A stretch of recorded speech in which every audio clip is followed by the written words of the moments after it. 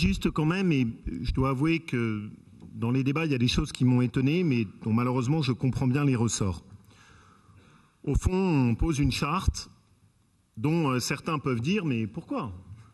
Quelle est l'utilité? Y a-t-il des problèmes de mixité en France? Y a-t-il des problèmes sur la défense des droits des femmes? Y a-t-il des problèmes sur l'intégrisme? Circuler, passer, il n'y a rien à voir. La charte que nous vous proposons est une charte, oui, qui réaffirme les valeurs qui sont celles de notre pays et qui sont celles tout à la fois de la France et de la République. Et M. Lacroix unit les deux.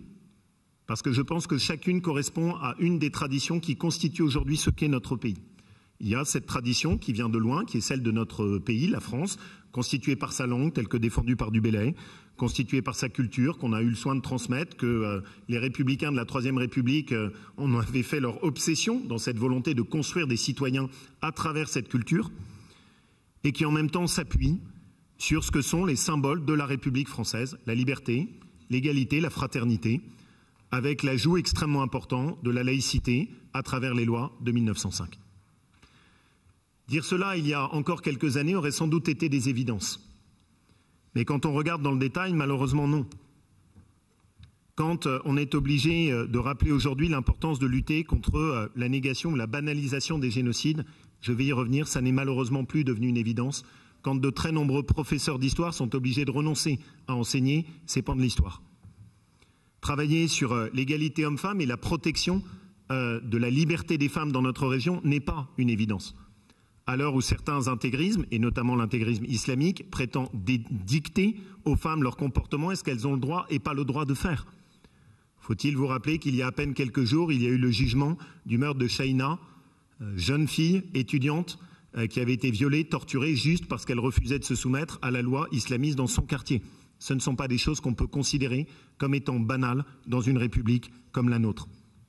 Pensez que dans ce qui avait été construit sur les fondements de la République, on envisage aujourd'hui de revenir sur la mixité de l'accès aux services publics, rappelle l'ampleur de ce qui s'est dégradé et de ce qui petit à petit s'est perdu. Et que même, je le dis, à l'intérieur de notre hémicycle, ce débat ait été parfois si difficile, avec des mots utilisés et des formules, montre à quel point pour certains, ces repères ne sont plus devenus des évidences. Et oui, il est fondamental pour nous de rappeler tout simplement ce qui doit constituer notre vision de l'avenir de notre région. Parce que si on capitule sur ces sujets, on capitule petit à petit sur l'essentiel. Oui, rappeler que dans la République, notre République est mixte. Oui, rappeler notre attachement à la langue française qui ne doit pas être torturée parce que c'est l'accès à ce qu'est notre culture que nous devons avoir la générosité de transmettre à tous ceux qui ont fait le choix de la France. Oui, lutter contre les intégrismes et la pression qui peut s'exercer sur la liberté des femmes est fondamentale. Oui, refuser l'installation d'une banalisation de l'antisémitisme et du recours aux comparaisons génocidaires est fondamental. Oui, travailler sur l'égalité homme-femme et leur protection par rapport aux violences est essentiel. Oui, apporter notre soutien aux forces de l'ordre quand elles sont amenées à intervenir, forces de l'ordre qui ont toujours été construites dans notre pays sur une tradition républicaine qui remonte à Clémenceau, est fondamentale. Oui, avoir en tête que le devoir d'exemplarité des élus doit s'appliquer et qu'il va, y compris, jusqu'à maintenir dans nos prises de parole au sein de cet hémicycle, un comportement respectueux. Alors je comprends évidemment que certains s'y opposent.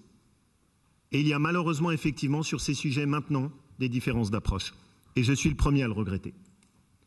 Quand, sur la ville de Grenoble, une subvention est votée au CCIF, association qui ensuite a été dissoute par le gouvernement en raison de son intégrisme islamiste. Quand le maire de Grenoble fait un tweet pour soutenir le combat des hijabeuses. Quand, très clairement, il ouvre la voie à l'autorisation du port du burkini à l'intérieur de structures municipales de services publics telles que les piscines. Quand, alors même qu'une fresque indigne est faite à l'intérieur de Grenoble, créant une banalisation sur le port de l'étoile jaune et du génocide, qui a mis l'ensemble des associations représentant la communauté juive plus que mal à l'aise et qui l'ont dénoncé, et qu'elles se sont heurtées à une banalisation par le maire de Grenoble. Quand, au niveau de la mairie de Lyon, on refuse de voter le contrat d'engagement républicain, qui est pourtant issu de l'application de la loi.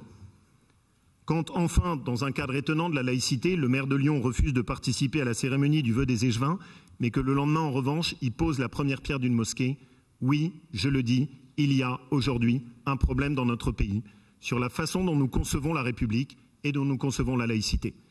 Et sur ces sujets, je considère que l'essentiel, sur ces sujets, je considère simplement, mais de façon extrêmement forte, que quand l'essentiel est en cause, nous ne devons pas détourner le regard.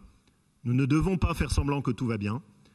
Malheureusement, les débats qui ont eu lieu et le vote qui aura lieu le montrent.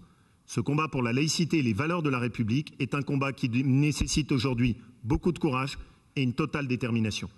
Il n'y aura aucune ambiguïté dans cet hémicycle. Nous ne cautionnerons pas des dérives communautaristes de collectivités locales à l'intérieur de notre région et elles n'auront pas le soutien lâche et aveugle de notre collectivité. Il y a des moments où il faut être capable de réagir et que ce soit clair, nous le ferons en assumant nos responsabilités. Merci à tous.